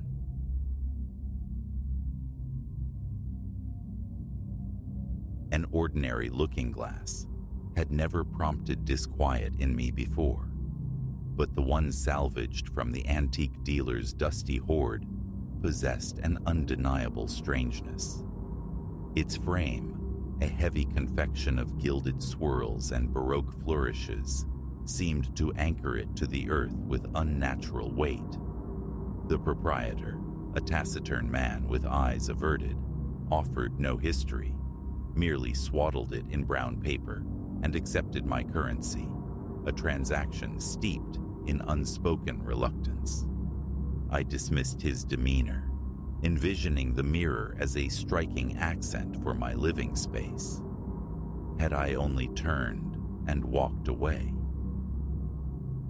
Sunlight, fierce at midday, streamed through the hallway as I wrestled the mirror indoors. I recall the glass capturing the light queerly, refracting it with an almost oily shimmer, and the surface felt inexplicably warm beneath my fingertips. Propped against the wall near the entrance, awaiting judgment before the labor of hanging, it offered back my likeness. Mostly. My hair, my face. Familiar territory. Yet splashed across the shoulder of my reflected shirt, a dark stain bloomed where, in reality, the fabric lay immaculate. A pause, a frown. I blinked, looked down, then back up. The blemish vanished. My reflection stood pristine. A trick of the light, I reasoned. Perhaps a smudge invisible until angled just so. Fetching cleanser from the kitchen, I polished the glass until it gleamed, erasing the phantom imperfection. Through the afternoon, my path repeatedly intersected with the mirror's gaze. Each casual glance revealed a subtle anomaly, a flicker, a fractional hesitation, as if my reflection struggled to keep pace, lagging a heartbeat behind my actual movements. A frown creased my brow. Fatigue, surely. The long hours I kept often played tricks on the eyes. Resolved, I decided its permanent home would be the living room, poised above a demi-lune table flanking the window. Hanging it proved an exertion. Level, hammer, nail. The careful heft and settling onto the hook. Stepping back to appraise my handiwork, I surveyed the room from its center. The mirror faithfully duplicated the space behind me. The familiar sofa, the sweep of the curtains, the sentinel lamp in its corner. Except, behind my reflected self, a door stood ajar. The basement door. In the tangible world, that door remained firmly shut. Yet the mirror showed it cracked open, unveiling a sliver of profound darkness within. I spun around, heart quickening. The door was closed, solid, secure. Returning my gaze to the mirror, its reflection now concurred, the discrepancy resolved. A tremor ran through me, a nervous current prickling my arms. An optical illusion, I insisted silently, a bizarre angle catching the handle's gleam. I willed the unease away. Sleep proved elusive that night, punctuated by the soft groans and sighs of the house settling around me. Or perhaps not. Around the witching hour, thirst drew me kitchenward, but an undeniable pull guided my steps toward the living room. Flicking on the lamp cast meager light, painting my elongated shadow onto the floor, captured within the mirror's frame. I drew closer, leaning in until my face filled the glass. My eyes, bloodshot from wakefulness, stared back, but no spectral stain marred my shirt. No temporal stutter flickered at the periphery. Foolish, I chided myself, letting nerves get the better of me. As I turned to leave, a sound whispered from the mirror itself. Tapping. Faint, delicate, like fingernails brushing the other side of the glass. My pulse leaped. Stepping back sharply, I scanned the surface for cracks, for an insect trapped behind the silvering. Nothing. The glass remained flawless.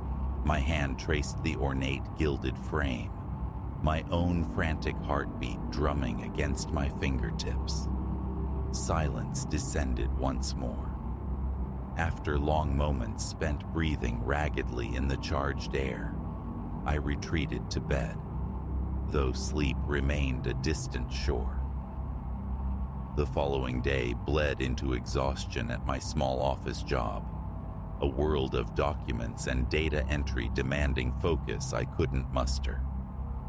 My thoughts kept snagging on the mirror, my eyes drifting to the clock, anticipating the return home with a knot of dread.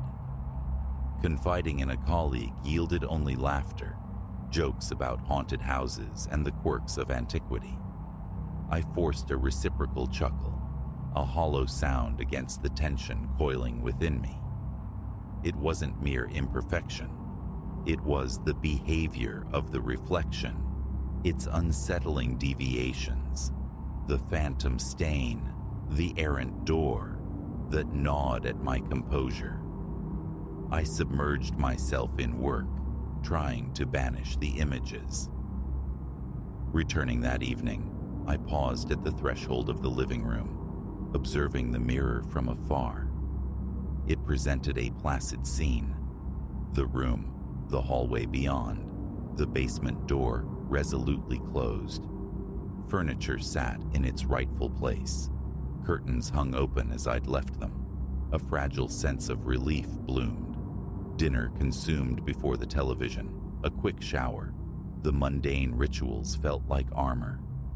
Afterward, moving to extinguish the lamp, I stopped dead. The mirror. It didn't reflect me standing there, hand outstretched toward the switch. Instead, it showed the kitchen, and within that reflected space, me, moving about, stirring something on the stove, glancing toward the cupboards. My actual self stood frozen by the lamp, yet my doppelganger occupied another room, engaged in other tasks. The vision shattered in an instant, snapping back to a conventional reflection of my paralyzed form.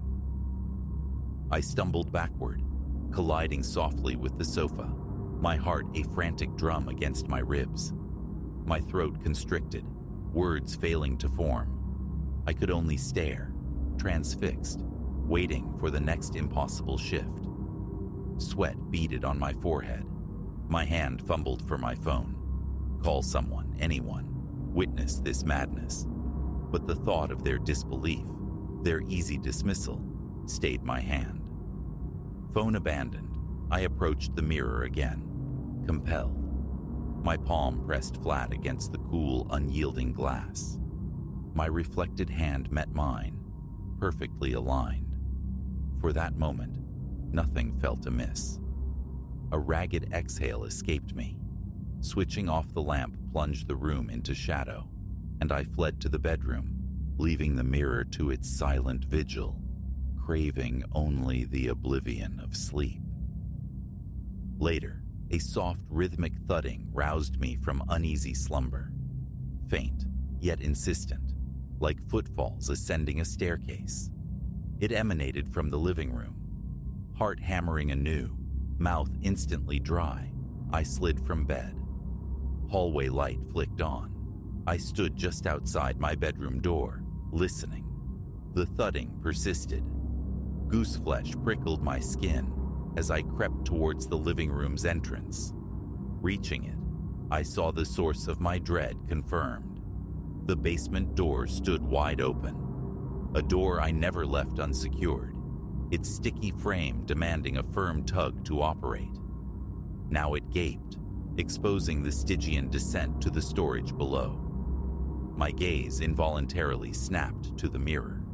It showed me, yes, but my reflection was turned away, facing the reflected basement door. A terrible divergence. My eyes darted between reality and reflection, the solid open door and its mirrored counterpart. In the glass, I watched my phantom self step across the threshold, descending into the darkness, while my true body remained rooted in the living room, paralyzed by fear. Nausea churned within me. A glacial chill crept up my arms. The urge to slam the basement door warred with the terror of approaching the mirror. Absurd, my mind screamed. It's only glass. Yet every sinew remained taut, resistant. Forcing myself forward inch by agonizing inch, I kept the reflection peripherally sighted. It seemed to pace me now, its movements synchronized with mine. Reaching the yawning doorway, I grasped the handle and pulled the heavy door shut. My reflection mimicked the action precisely. The latch clicked, a small sound amplified in the tense silence. I swiped sweat from my brow with a trembling hand. Closing the door offered scant comfort. An unseen presence felt palpable just beyond the wood, listening, waiting. Checking the mirror again, I saw my reflection standing before the closed basement door, accurate for a breath. Then, a flicker in the reflected background, a smudge of motion skittering across the hallway floor, utterly silent in the real world. I whirled around. The hallway stretched empty and still. Turning back to the mirror, the peripheral distortion was gone. Raw fear clawed at my throat. My breathing grew shallow, rapid. My pulse thundered in my ears. I scrambled back to my bedroom, locking the door behind me. Perched on the edge of the mattress, I fought to regulate my breathing, my fingers quivering uncontrollably. I strained my ears, listening for any further sound. Only the house's quiet breathing answered. Hours passed in a state of hypervigilant wakefulness, eyes fixed on the bedroom door. Eventually, exhaustion claimed me, dragging me into a fitful, unrestful state that was less sleep than surrender. Morning arrived, gray and unwelcome, bringing with it a steely resolve. The mirror had to go. Dressed, I marched into the living room, purpose hardening my steps, intending to wrench it from the wall and banish it to the garage.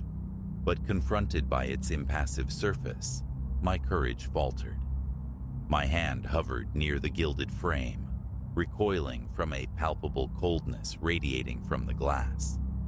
My stomach clenched. Fresh sweat broke out on my forehead. Defeated, I retreated, frustration a bitter taste in my mouth.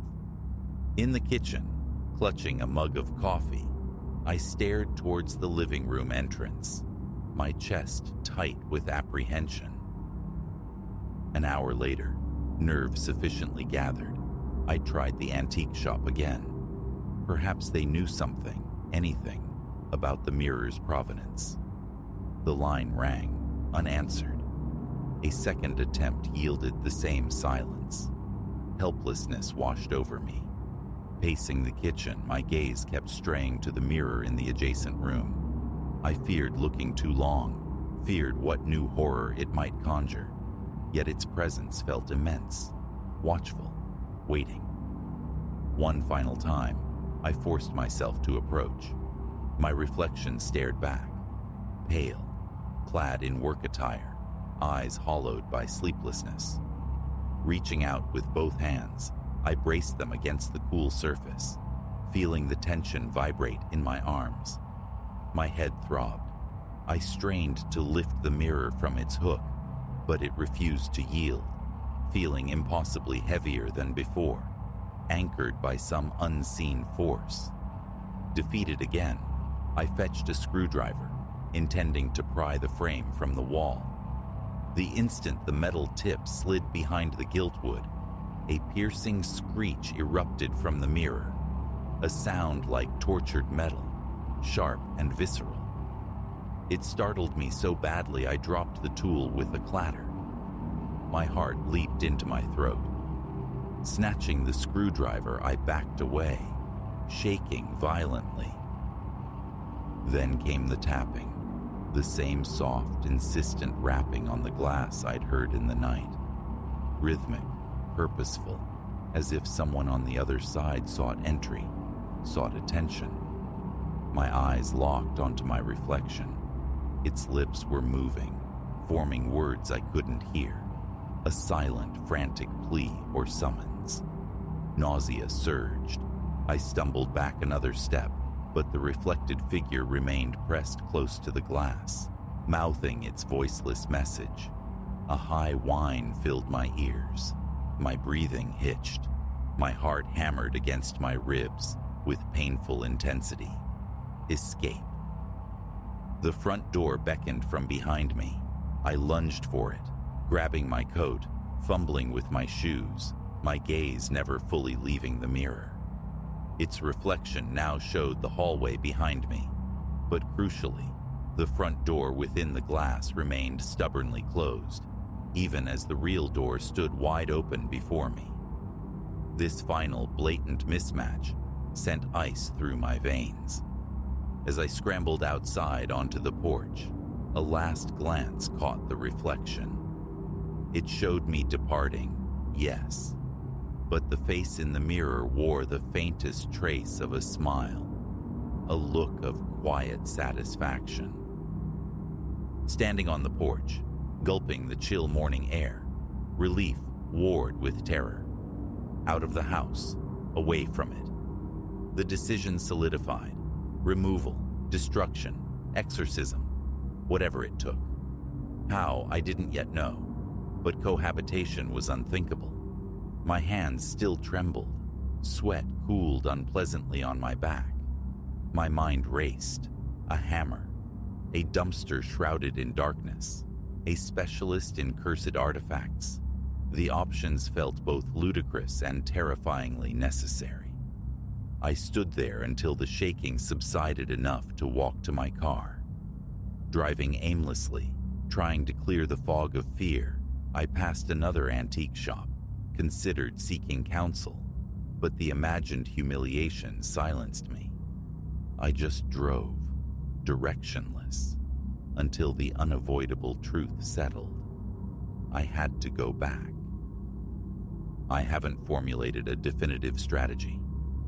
I sit here still, outside my own home, tapping this account into my phone, anchoring the shifting horrors in words. Through the living room window, past the partly drawn curtains, I know it hangs, waiting. Thoughts of hammers and shrouding sheets flicker, but a deep foreboding tells me it won't be so simple. Avoidance isn't sustainable. Left unchallenged, it will continue its insidious work, blurring the lines between reality and its distorted reflection, until perhaps I become trapped within its silvered depths. My heart pounds a frantic rhythm against my ribs, but I'm turning back towards the door. I have to confront it. I have to act before it claims my reflection entirely.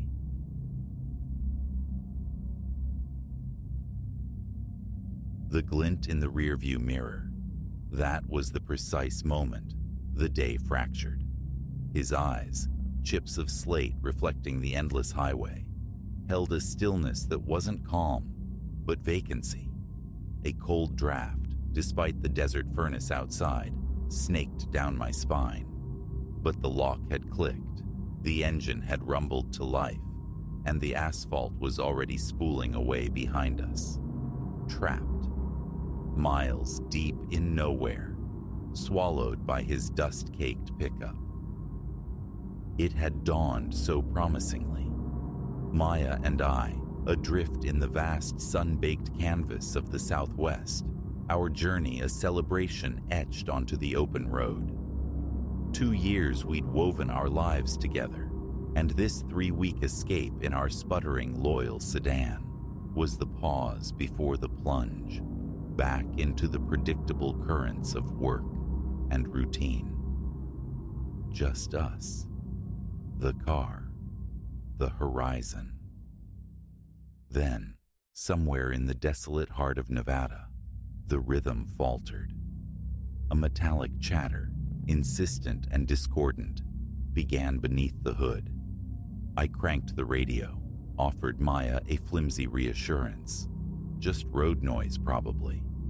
But optimism dissolved into acrid smoke, billowing from the engine cowling. Cursing under my breath, I wrestled the car onto the gravel shoulder. Maya's apprehensive gaze followed me as I fumbled with the hood latch. A thick, choking cloud erupted, stinging my eyes and throat. Waving it away, I peered into the greasy chaos. No mechanic, me. But the devastation was undeniable. A catastrophic rupture, slick black fluid coating everything. "Leo, what is it?" Maya stood beside me, her silhouette sharp against the blinding sky. I shook my head, the words catching. "Engines shredded. We're not going anywhere." We scanned the shimmering emptiness. Nothing. Just heat haze distorting the immense, indifferent landscape. An hour, maybe more, since we'd last seen another soul on this ribbon of asphalt. So what now? Panic frayed the edges of Maya's voice. My phone confirmed the obvious. No service. A hollow icon in a sea of static. We wait, I managed, injecting a confidence I didn't possess. Hope someone comes along. We perched on the cooling metal of the hood, silent witnesses to the sun's slow, dramatic descent. An hour bled into 2. The desert exhaled its stored heat, replaced by a sudden penetrating chill. Night gathered swiftly at the edges of the world. "We can't stay here, Leo," Maya murmured, pulling her arms tight around herself. "It'll be freezing soon." Just as I was contemplating a desperate hike towards a phantom signal, twin beams pierced the deepening twilight. Headlights approaching from the way we'd come. Relief surged, sharp and intoxicating. I scrambled off the hood, waving frantically. The pickup, an old battered machine caked in ochre dust, slowed and crunched to a halt ahead of us. The driver's door creaked open. A man unfolded himself, tall, sinewy, maybe 50-something. His face was tanned leather, etched by sun and wind, framed by a sparse, grizzled beard. He wore worn denim and a plaid flannel shirt, incongruous in the day's lingering warmth. "Bit of trouble, folks?" His voice was gravelly, carrying easily in the still air. "Yeah," I nodded, gesturing towards our disabled car. "Broke down. Been stuck a few hours now." He ambled over, squinted into the engine bay, and delivered the verdict with a slow shake of his head. "She ain't movin' except on a flatbed. Nearest town's a good 60 miles back the way you came." My stomach plummeted. 60 miles, on foot, in the dark, through this. Impossible. He seemed to anticipate my despair. "Heading that way myself. Can give you a lift if you need." I met Maya's eyes. Doubt flickered there, a primal caution against trusting strangers in desolate places. But the alternative, a night exposed to the elements, stranded, felt infinitely worse. What choice remained? "That would be incredible," I said, relief warring with unease. "Thank you." We retrieved our backpacks, the familiar weight suddenly feeling precarious, and climbed into the cab. The air inside was thick with stale cigarette smoke and another, less identifiable odor. He introduced himself as Silas, easing the truck back onto the highway. Initially, the conversation flowed easily enough, clipped questions about our travels, our origins. But a subtle dissonance began to creep in. The way his gaze kept finding Maya in the rearview mirror, lingering a fraction too long. The unsettling habit he had of letting sentences drift into silence, his attention snagged by some unseen thread. And that smell. The strange metallic tang beneath the tobacco, stronger now, faintly sour. It tugged at a half-formed memory, unsettling and elusive. Perhaps half an hour had passed when Silas abruptly wrenched the wheel, turning off the highway onto an unpaved track, barely visible in the gloom. "Shortcut," he offered, catching my startled glance. "Knock some time off." A protest formed on my lips. Stick to the highway. But something in his flat tone, a lack of inflection that felt deliberate, silenced me. Maya's hand found mine, her fingers cold, trembling slightly. The truck bucked and swayed over the rutted earth, the world outside reduced to the tunnel carved by our headlights through the desert scrub. Silas had fallen completely silent now, his eyes fixed forward, unnervingly intent. 10 minutes crawled by. Then he braked, pulling up before a skeletal structure looming out of the darkness, an abandoned gas station.